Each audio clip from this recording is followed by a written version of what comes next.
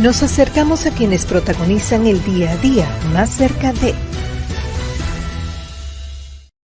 Estamos más cerca y tal, y como lo dijimos antes de la pausa, quizás usted es una persona que tiene problemas para dormir, o quizás su esposa o su mamá, porque hay gente que duerme con su mamá, o su esposo, es de los que ronca y no le deja dormir a usted.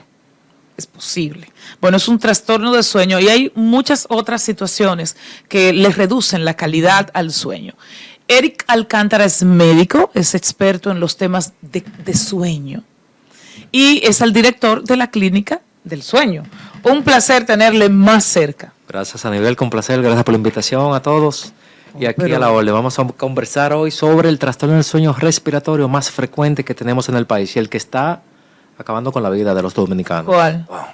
La apnea obstructiva del sueño. ¿Y qué es eso, doctor? Mira, existen más de 35... Dime que eso en español y al paso. Existen más de 35 trastornos del sueño. El más frecuente que hemos visto en los últimos 6 años que la Clínica del Sueño tiene abierta aquí es la apnea obstructiva del sueño. Una investigación científica que hicimos en pacientes hace 2 años nos reveló que de cada 10 hombres dominicanos, por lo menos 6 pueden tener apnea y no lo saben. Hoy día, en los Estados Unidos se sabe... Y algunos de ellos no lo saben, pero la pareja sí. La pareja a veces lo percibe. Sabe, sí. Muchas veces una enfermedad silente, el trastorno del sueño que tiene que ver con la respiración. ¿Qué es la apnea? Apnea es cese de la respiración. Entonces hay un colapso del área faríngea que se tarda 10 segundos y puede ser un colapso parcial. Cuando es parcial y dura 10 segundos o más, se le llama hipoapnea. Un colapso parcial de alrededor del 30% del tamaño normal que debería tener una faringe cuando una persona se duerme. La apertura debe de mantenerse permeable, abierta durante la noche. En estos casos se colapsa. Cuando colapsa por completo y dura 10 segundos más, se le llama apnea. Se suman cuántas apneas o hipoapneas ocurren por hora y eso no da el índice. Eso no describe si es leve, moderada o severa. Cuando ocurre entre 5 veces a 15 veces por hora es apnea leve. Moderada es cuando 15 a 30 veces por hora colapsa parcial o totalmente. Es moderada de más de 30 veces por hora es severa. Entonces, ¿cómo la persona que tiene la apnea o quien duerme con esa persona se puede dar cuenta de eso? Muchas veces. ¿Cuáles son los síntomas? Mira, el síntoma número 1 es ronquido severo. Usualmente la pareja lleva al paciente arrastrándolo a la clínica porque ya no soporta el ronquido. Es decir, con ese hombre no se puede ni siquiera viajar. No se puede dormir en un... No, hasta en un avión se le da. Entonces, el ronquido hoy día es la vibración de la estructura blanda, del paladar blando, cuando puede ser inspiratorio o expiratorio, en la entrada o salida del aire. Entonces, ese ronquido vibra y ese sonido es porque hay un cierre. Hoy día se sabe ya que el ronquido tiene, sin embargo, su identificación internacional como clasificado como un problema de salud. Tiene su código. O sea, en términos llanos, doctor, el sonido del ronquido es el síntoma de que el aire no está entrando bien. Exactamente. Muchas veces se acompaña de apnea obstructiva del sueño. En algunos casos es solo ronquido, pero ese ronquido también causa ese cierre por el sonido, causa micro despertares en el cerebro. Nosotros lo vemos en el estudio del sueño con unos sensores que se le colocan en el cráneo del paciente para determinar sus fases de sueño y ver si tiene un ciclo de sueño normal y no se interrumpe por nada. Y hemos observado que el ronquido hace muchas interrupciones. Ese paciente al otro día siente que tiene un cansancio, una fatiga, es irritable, me duele la cabeza. Comienza a tener hipertensión arterial, por ejemplo, obesidad. Oye, yo hago ejercicio, dieta y siempre me mantengo, no pierdo peso. ¿Y qué es lo que pasa? Entonces ahí vienen los trastornos del sueño. Y es claro, hoy en los Estados Unidos se sabe ya el último estudio que alrededor de 40 millones de personas tienen apnea y no lo saben, están no tratadas, no identificadas aún. Y es silente, es decir, a nivel mundial es bien frecuente y se relaciona mucho en los hombres. La prevalencia es 3 hombres, 1 mujer, pero cuando la mujer llega a la premenopausia, posmenopausia, pérdida del colágeno, debilidad muscular, de los genioglossos a nivel de la faringe. No, espérese, doctor. ¿Qué es un geniogloso? Espérese.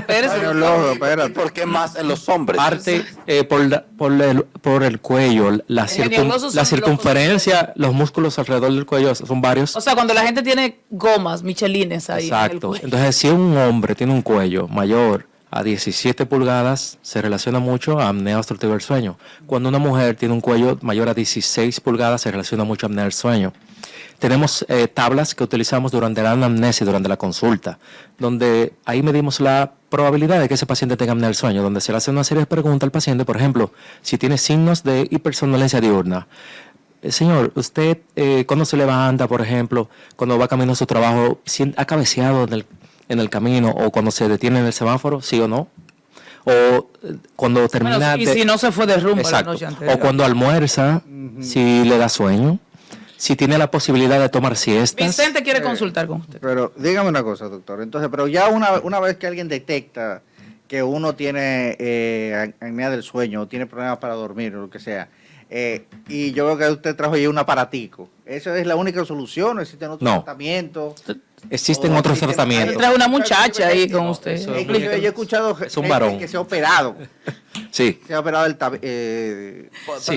Siempre vamos a ponerlo más para adelante, doctor. Mover Es varón. el maniquí, doctor, lo podemos mover. Ahí. Ahí Es está. una mascarilla de almohadilla nasal. Es el dispositivo de presión de aire que puede ser muchas veces continua, presión de aire positiva, simplemente aire para mantener la vía aérea permeable abierta.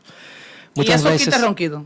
ahí mismo se ve el ronquido, pero lo que queremos tratar es la apnea, que eso es lo que daña el corazón y causa muertes. Precisamente ahí va yo, doctor. Más allá del ruido molestoso que puede causar la apnea o del cansancio al otro día, ¿cuáles son las amenazas a la salud de un paciente más allá? Sí, pero que recuerde la pregunta de Vicente. Sí, vamos ahora con Vicente. de los varios tratamientos. Sí, volamos Vicente, ahorita volvemos con No, Vicente, mira, el tratamiento se define por la severidad, si es leve, moderado o severo, y cómo se mantiene esa oxigenación.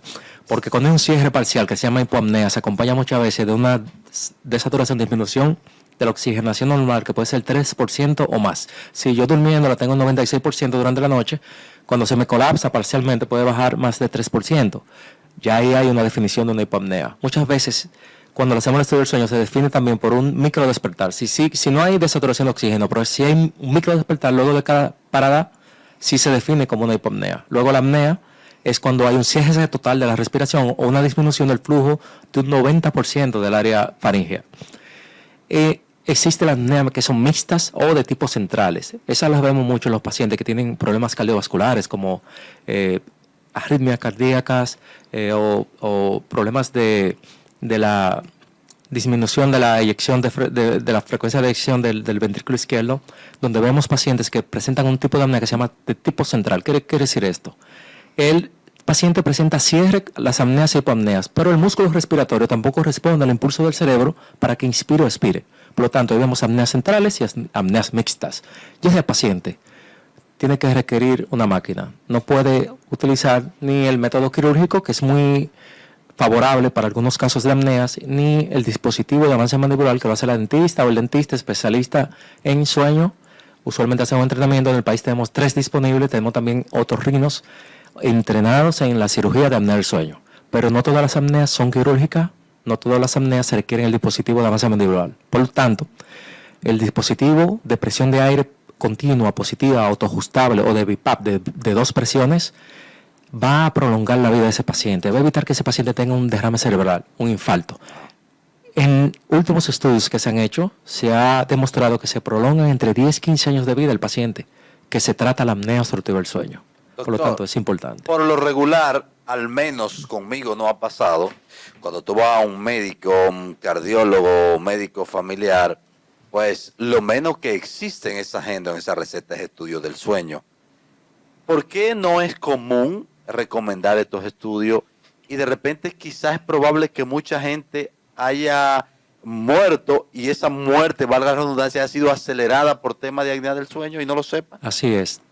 Lamentablemente, tenemos una tarea de concientizar a la población médica, desde el médico de familia de cabecera, médico internista, a que cuando un paciente le dice, yo siento que me faltan horas de sueño, me siento cansado, o diagnostican una hipertensión, indicarle el estudio del sueño, porque puede ser un problema de sueño como la apnea obstructiva del sueño, que es prácticamente silente.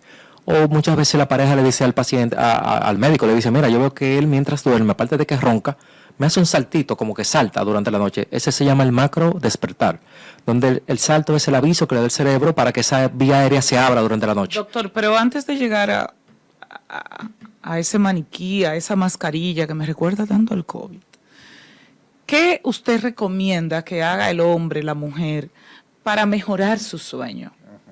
Porque puede ser que no duermas bien y no necesariamente es porque tienes un trastorno tan grave. Exactamente, no, mira. También también habla en No, eso, pero en eso primero mismo. que ella, profesor. En eso mismo, es mejor dormir de lado, dormir boca arriba, dormir boca abajo. Sí, ahorita tenemos esa. Mira, la posición no es una posición adecuada, exacta que nos digan las academias de sueño internacionales, la europea o la americana. Es la mejor posición en la que tu cuerpo te pida, a menos que tú tengas una enfermedad de base, como problemas en la columna o en piernas o en brazos, pero usualmente la que el cuerpo te pida. No, se evita mucho la posición en prono, que es boca abajo, por el problema de esa obstrucción que tú le haces a algunos órganos y la columna. ¿Dormir también. en cueros o dormir con ropa? No, dormir en cuero no tiene que ver con ropa, es la comodidad del paciente. El paciente debe sentir cómodo. Mira, nosotros dormimos una tercera parte de nuestra vida. Eso debe ser la mejor forma de nosotros descansar. No es también una manera como de perder el tiempo. No es perder el tiempo. Antes se creía que el sueño era algo pasivo, que no ocurría nada. Hoy día se sabe que durante el sueño hay una reparación, hay hormonas que circulan y se producen, por ejemplo, la hormona de crecimiento en los niños. Por eso los niños deben de descansar, deben tomar siesta, deben de dormir las horas suficientes para que pueda esa hormona producirse.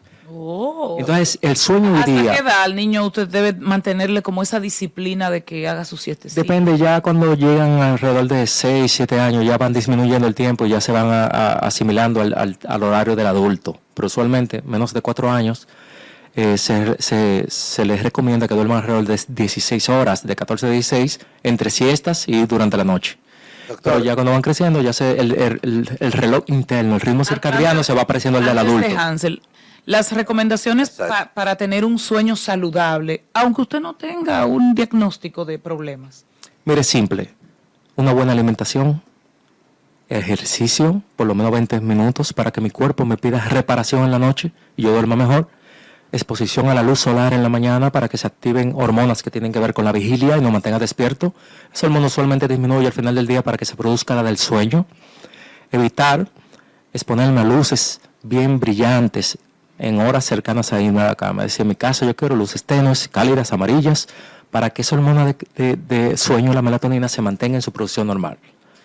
Y la exposición solar. estamos conversando con el doctor Eric Alcántara. El doctor Eric Alcántara es médico, especialista en trastorno del sueño. Doctor, ¿cuáles son las causas de los diferentes tipos de apnea? Y además de la apnea, ¿cuáles otros trastornos del sueño padecemos los humanos? Mira, se han identificado más de 35 trastornos del sueño, donde lo más frecuente que vemos aquí en el país han sido apnea obstructiva del sueño en los hombres por el sedentarismo, la obesidad. Aquí hay mucha obesidad, mucho alcoholismo, muchas personas que fuman. Todo eso crea sedentarismo, por lo tanto, le crea obesidad al paciente y la obesidad se relaciona mucho a la apnea del sueño. Existe también muchos casos de insomnio y que incrementó luego de la pandemia. El insomnio siempre tiene, el más frecuente que hay en la clínica tiene un factor que me lo precipita, que desencadena ese insomnio, que puede ser un problema económico, una pérdida de un familiar, una separación de un matrimonio. Un factor precipitante, lo identificamos y se trata. Muchas veces tiene un factor perpetuante que tiene que ver con la higiene de sueño de ese paciente, que si ese paciente tiene un mismo horario para irse a la cama, que si ese paciente duerme mucho durante el día, que la habitación sea cómoda, oscura, fresca. Todo eso tiene que ver con la higiene de sueño, con que sea Doctor, una yo no buena duermo rutina. si hay una lucecita. ¿Eso es bueno o No, malo? eso es malo. Tiene que ser oscuro totalmente, sin No, reloj. por eso, o sea, si hay una lucecita exacto. de la televisión, que del internet, tú sabes, esa luz es muy... Yo la tapo, yo Exacto. tengo que dormir oscuro. El factor ambiental es muy favorable, es decir, no tener ruido, silencio total, oscuridad Y una y musiquita habitación de fondo. fresca. Puede utilizar música, Sí, se puede. sin embargo se utiliza mucho en el insomnio crónico la terapia de sonidos, el de sonido blanco, por ejemplo, para adultos, que es un sonido para evitar que ese paciente, hay pacientes que escuchan hasta una gota de agua. Entonces, sonido blanco para adultos evita que ese paciente escuche ese tipo de sonidos. Por ejemplo, se utiliza mucho en los pacientes para insomnio crónico. Doctor, ¿y la gente que duerme mucho? ¿Qué es?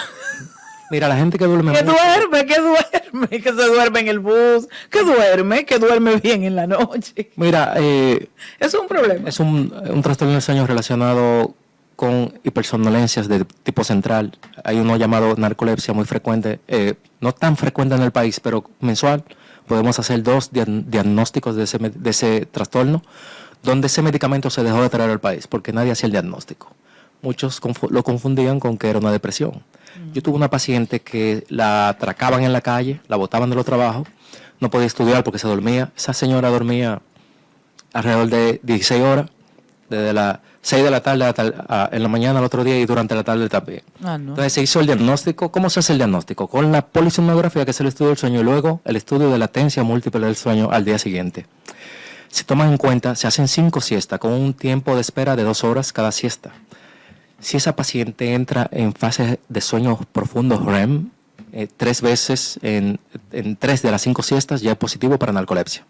Si no hace sueño REM, pero sí tiene una latencia de sueño, que es el tiempo que le toma al paciente quedarse dormida, en menos de 8 minutos ya es una hipersomnolencia de origen idiopático. ¿Qué es un sueño normal?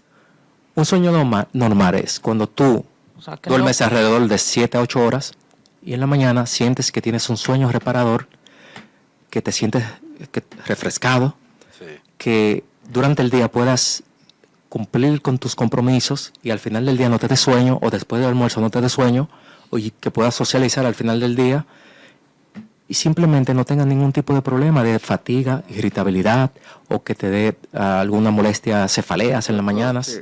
Usted mencionó correctamente lo de entrar en REM. O sea, que no simplemente... Re, mi, fa, sol.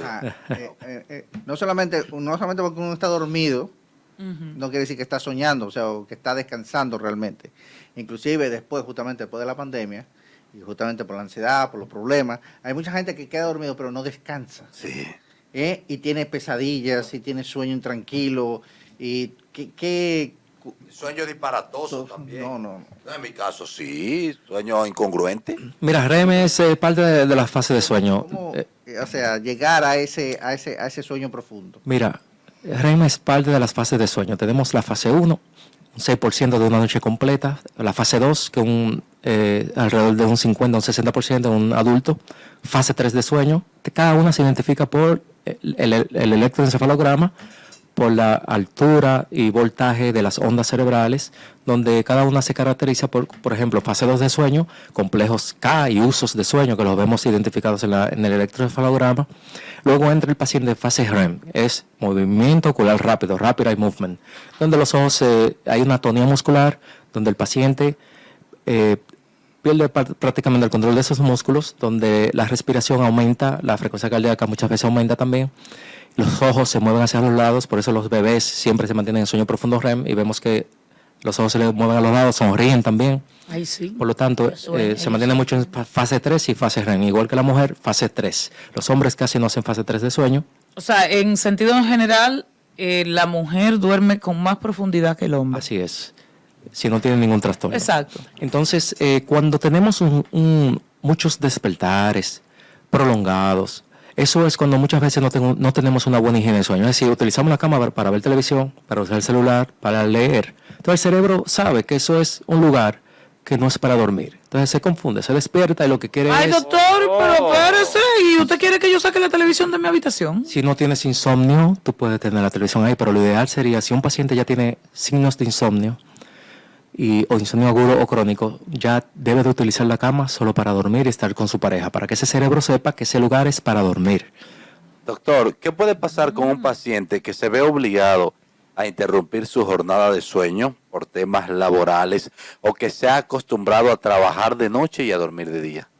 Fácil, mira, hay un trastorno del sueño que se llama el trastorno del sueño del trabajador nocturno, donde es muy frecuente aquí los artistas, los médicos, y los guachimanes, doctor. exacto. Ay, las enfermeras. En ese caso, y los horarios rotativos también. Una semana de noche, una semana me toca de día, y eso es muy frecuente recibir los pacientes allá ya con su fatiga diurna. El día que no trabaja tiene el sueño descontrolado. Y es muy fácil, hoy existen muchos medicamentos disponibles que no tienen que ver con que me va a causar una dependencia, pero sí me arreglan ese ciclo de sueño, me lo sincronizan, y también con unos tips de higiene de sueño, como por ejemplo, no comer a deshoras. Eso ayuda a que ese reloj interno se mantenga sincronizado. Irme a la cama, por ejemplo, cuando yo regrese en la mañana a mi casa, utilizar lentes oscuros para que esa hormona de sueño se mantenga, y cuando llegue a la casa, dormir durante el día para estar activo durante la noche, que es mi trabajo, tengo que cumplir. Ahora la semana que me toque trabajar de día y dormir de noche, ahí sí me voy un poco tarde a la cama, para que ese cerebro no se desincronice tanto ese horario. Pero lo mejor en el caso de las personas con esos horarios es que sea fijo, o de noche o de día. Lo mejor es que sea fijo, ¿verdad? exacto, o de noche o de día. Doctor, y por último, en sentido general, ¿hay algún estudio, algo que le sugiera a usted cómo valorar la población dominicana? Entiéndase, en dominicana en sentido general. ¿Dormimos bien o tenemos trastorno o tenemos que ponernos esa mascarilla COVID? No, no mascarilla COVID, eso Bueno. eso mantiene al paciente vivo. Pero ¿y eso no le No molesta? molesta, no, eso. Adivina quién se va a poner eso. ¿Quién? ¿Quién? Yolanda. Una vez el paciente se duerma, ya ese sueño va a ser continuo y reparador. El paciente refiere al día siguiente, óyeme, yo me dormí. ¿Cómo que se llama eso, doctor? Eso es una mascarilla CPAP y una máquina Y normalmente eso es por presión un continua tiempo, de aire pero positivo. No, usa eso el- es para siempre.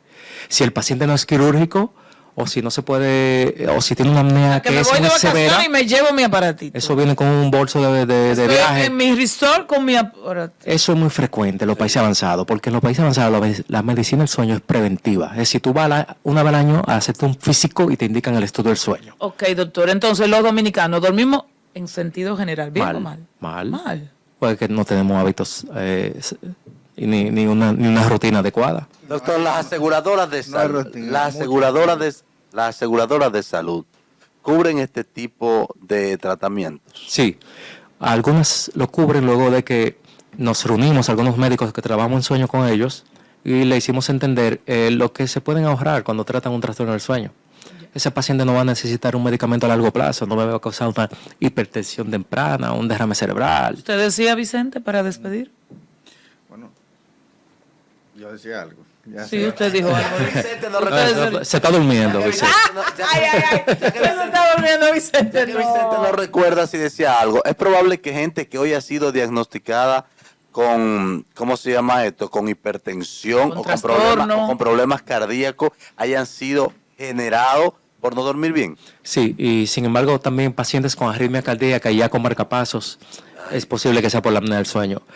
Hoy día los cardiólogos saben identificar ese trastorno del sueño cuando le hacen el mapa y ellos regresan con ese reporte y ven esa tensión arterial aumentada, esos cambios durante la noche, ellos sospechan que puede ser un trastorno del sueño, por lo tanto lo envían a la clínica. Ese paciente regresa donde su médico con el reporte y con las recomendaciones que deben de Esta tomar. entrevista quedará colgada en nuestro canal de YouTube para que usted la vea, para que usted la razone, porque realmente es muy importante lo que hemos conversado en este poquitito de tiempo en Más Cerca, a propósito de algo que es parte de la vida, dormir.